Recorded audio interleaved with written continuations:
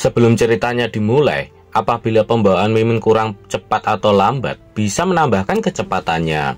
Oh iya, yang mau bantu beliin Mimin kopi biar lebih semangat lagi bahas komiknya, bisa mendonasikan sedikit uang jajannya lewat link Saweria yang ada di deskripsi.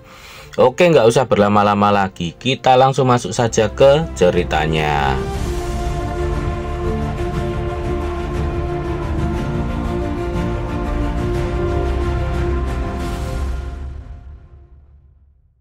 Sedikit mengulang dari part kemarin, Fasyong menganggap anak buahnya adalah sekelompok orang yang idiot.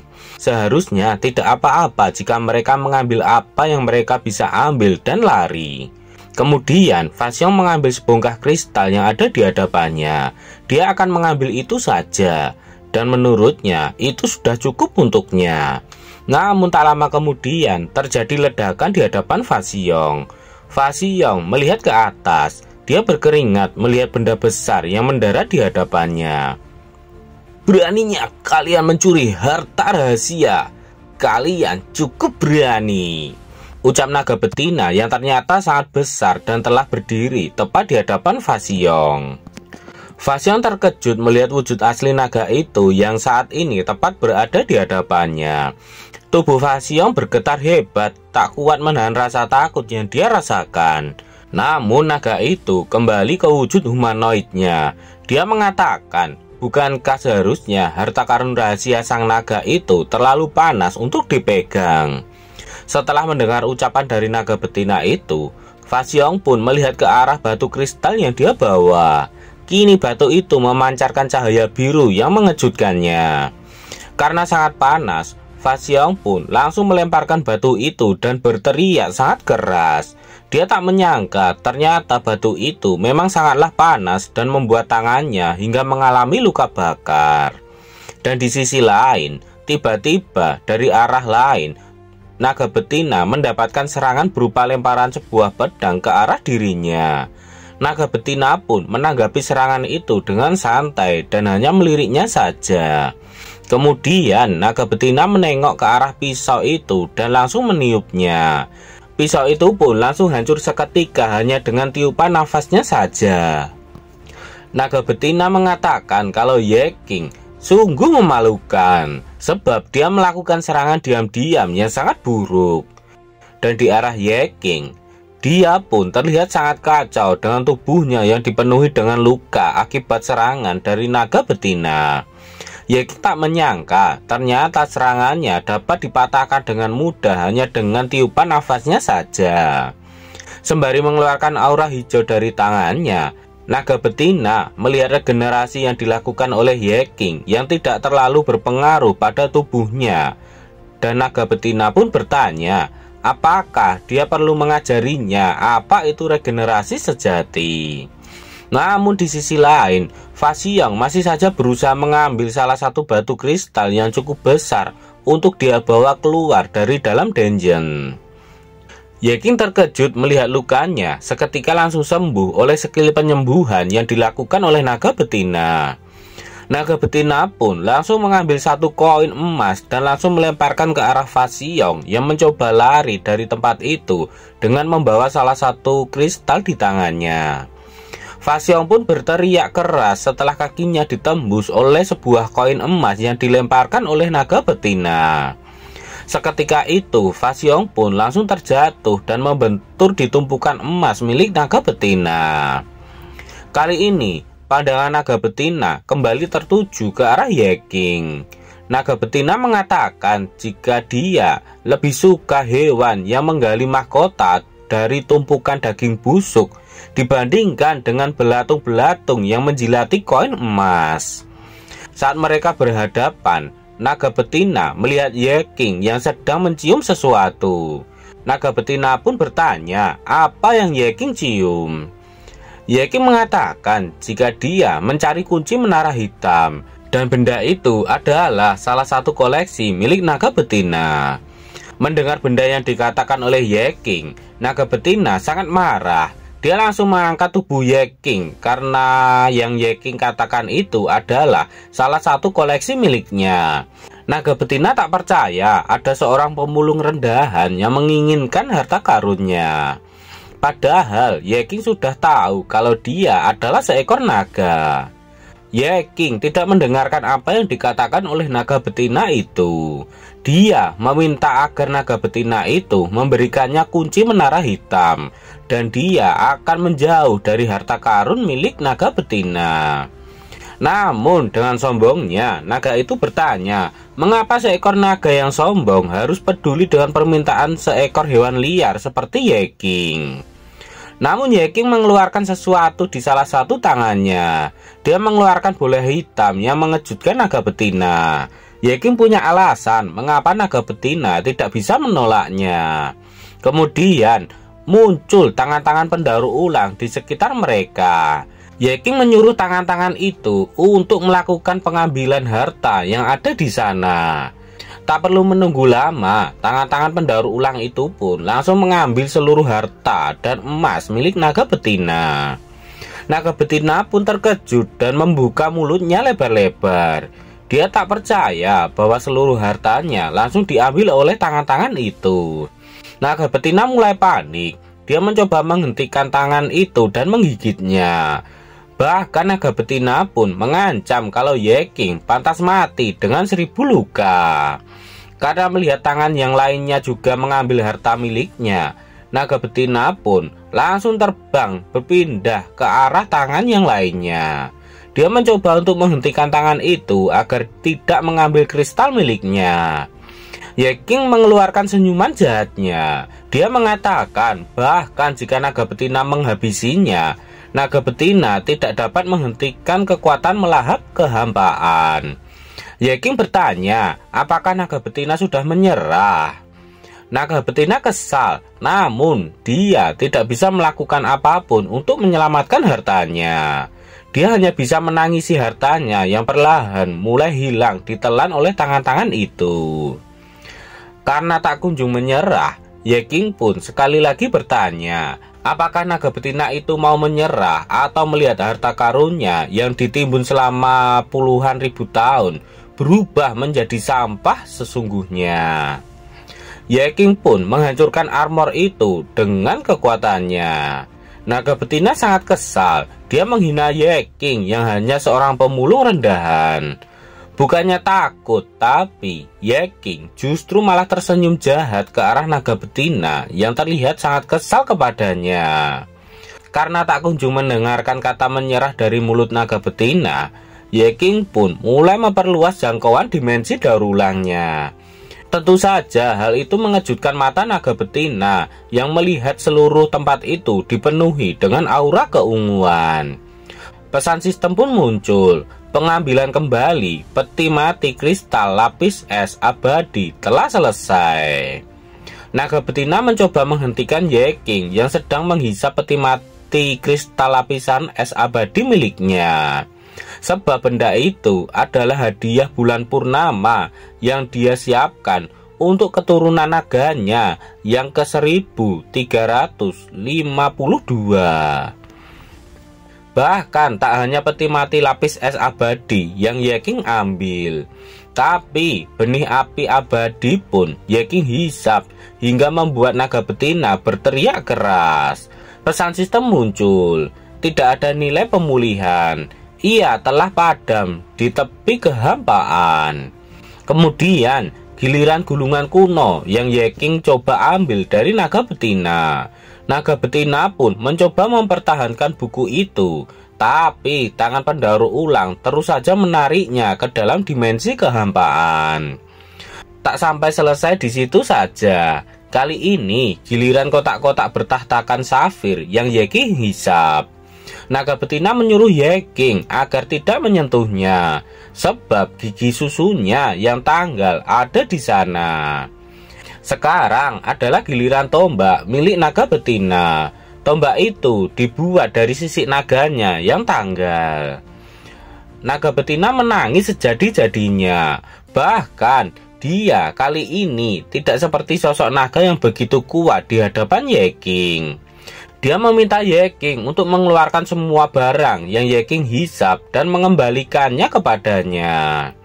Yeking pun bersedia mengeluarkan seluruh harta yang Yeking hisap, namun ada satu syarat. Ye King bertanya, bagaimana kalau menukarnya dengan kunci menara hitam? Sembari menunjukkan salah satu harta berharga milik naga betina, Ye King bertanya apakah naga betina itu tidak ingin melihat sisi terbalik Raja Naga Salju pertama berubah menjadi sampah. Karena tak mau hartanya kembali hilang, akhirnya naga betina itu akan memberikan permintaan yang diminta oleh Ye King. Naga betina akan memberikan apapun yang Ye King inginkan. Lagi pula itu hanyalah kunci biasa. Beberapa saat kemudian, panel berpindah di sebuah tempat pembendaharaan pengetahuan naga. Sembari berjalan, naga betina memperkenalkan tempat itu kepada Ye King, bahwa tempat itu adalah pembendaharaan pengetahuan naga. Selain menimbun harta, mereka para naga juga merupakan kolektor pengetahuan. Namun tidak ada tamu yang berkunjung selama 300 tahun terakhir ini. Ye King pun tidak menyangkalnya, sebab ketika mereka masuk, debu di sana sangatlah banyak hingga membuat Ye King batuk-batuk. Ternyata benar, naga betina terakhir kali merapikan tempat itu 100 tahun yang lalu. Ye King pun terkejut melihat tempat itu. Tempat itu dipenuhi dengan banyak sekali buku di rak-rak penyimpanan. Bahkan ada beberapa buku yang menumpuk di hadapan Ye King. Ye King tak menyangka di tempat yang dipenuhi dengan buku, naga betina justru menyalakan lilin untuk menerangi tempat itu. Ye King bertanya kenapa naga betina menyalakan lilin di perpustakaan. Apakah dia tidak takut gulungan kuno ini akan terbakar? Naga betina menyuruh Ye King untuk duduk. Ye King pun tidak mau dan memilih untuk berdiri saja. Kemudian naga betina memberikan kunci menara hitam yang Ye King inginkan. Ternyata kunci menara hitam terlihat seperti kotak yang memancarkan sebuah cahaya di dalamnya. Namun ketika Ye King hendak mengambilnya, tangan naga betina pun menghalangi tangan Ye King. Ye King bertanya apa maksud dari naga betina itu. Dengan senyuman percaya diri, naga betina mengatakan jika Ye King tidak boleh berpikir kalau dia akan bisa mengambilnya begitu saja. Naga betina mengatakan kalau Ye King telah menghabiskan setengah harta miliknya. Jadi sebaiknya Ye King harus mengembalikan sedikit kembali padanya. Untuk mendapatkan kunci menara hitam, Ye King bertanya di mana dia bisa mendapatkan harta untuk dia berikan kembali pada naga betina. Naga betina mengatakan kalau hidungnya sangat sensitif. Meskipun Ye King berpakaian seperti sampah, saat naga betina mendekat, dia bisa mencium aroma legendaris sedang tersembunyi di dalam embun di dalam saku milik Ye King. Naga betina memberikan sebuah tawaran baru kepada Ye King.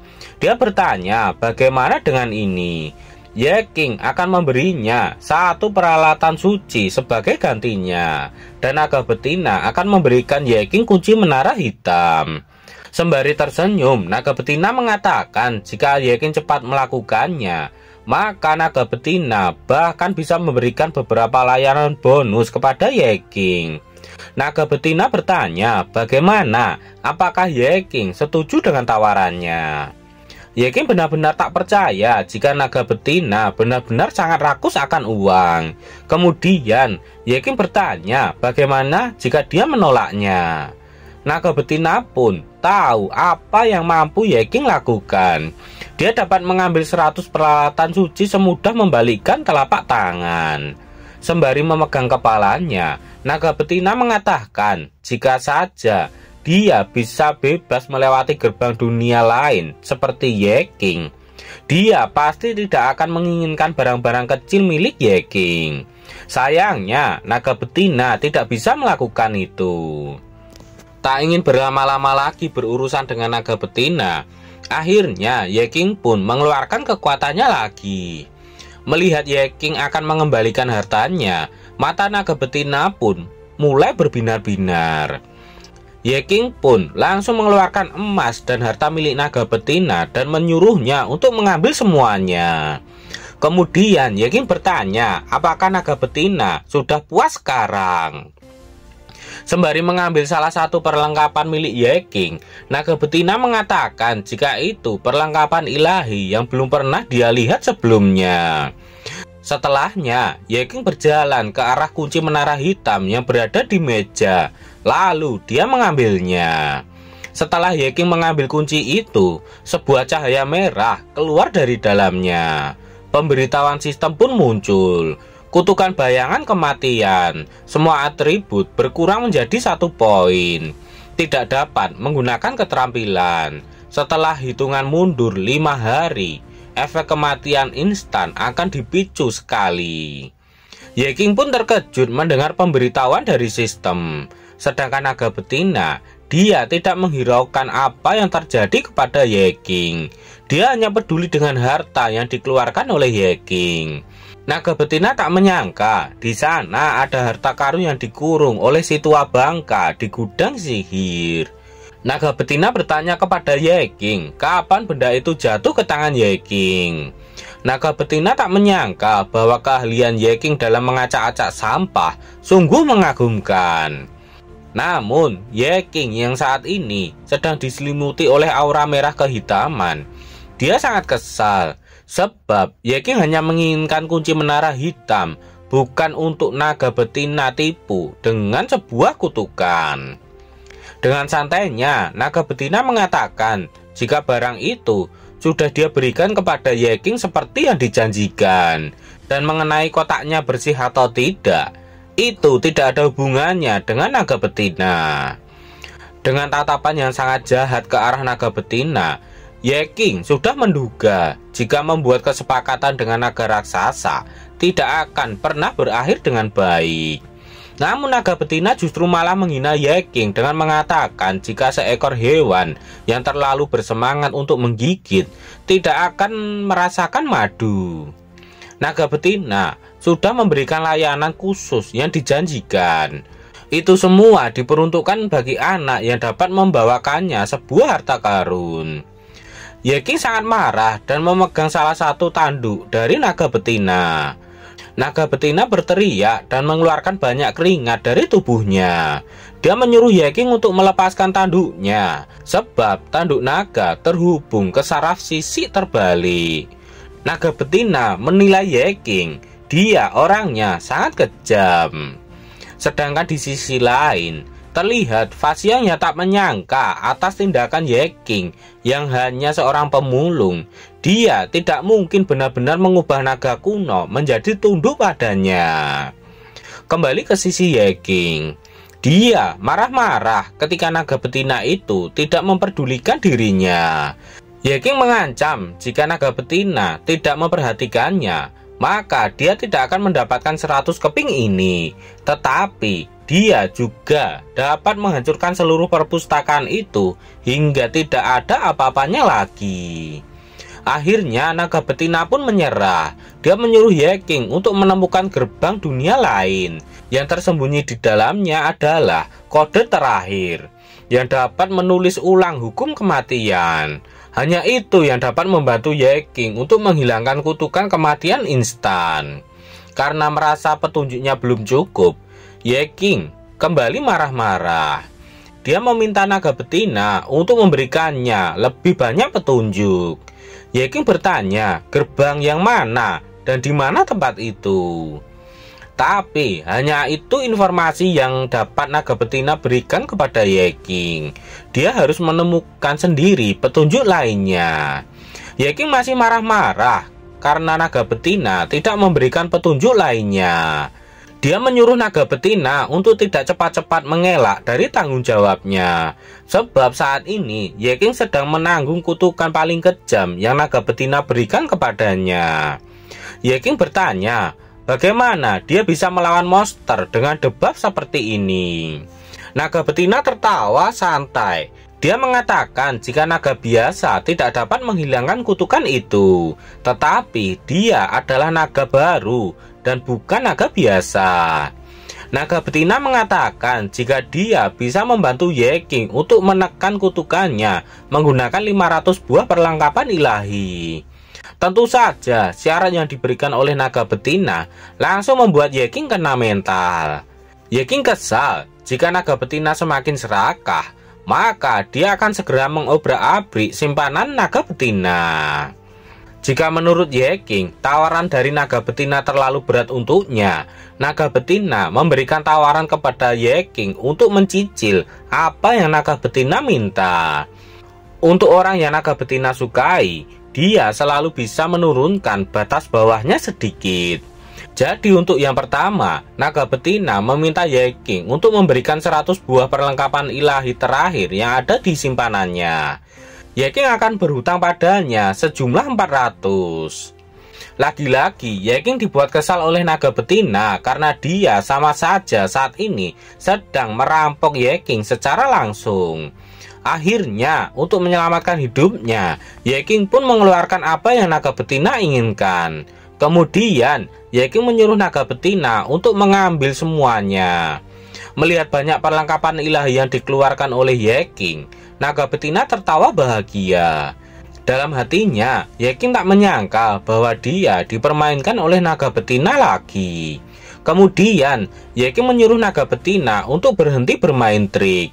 Sebelum mengatakan apa yang diinginkan oleh Yeking, naga betina mengatakan jika Yeking saat ini berhutang padanya 400 buah perlengkapan ilahi. Jadi bagaimana mungkin naga betina akan bisa membiarkan Yeking bebas dengan mudah? Naga betina akan bertanggung jawab atas Yeking sampai akhir. Bagaimanapun juga, naga betina adalah seekor naga. Kemudian naga betina mengeluarkan bola mata Yeking yang sebelumnya dia telan. Lalu dia melemparkan lagi ke arah Yeking.